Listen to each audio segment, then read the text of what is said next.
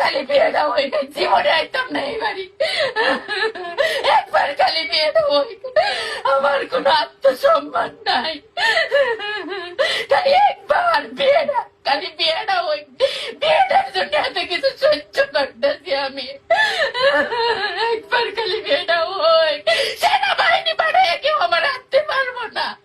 একবার খালি বিয়েটা হোক, একবার খালি বিয়েটা হোক আল্লাহ।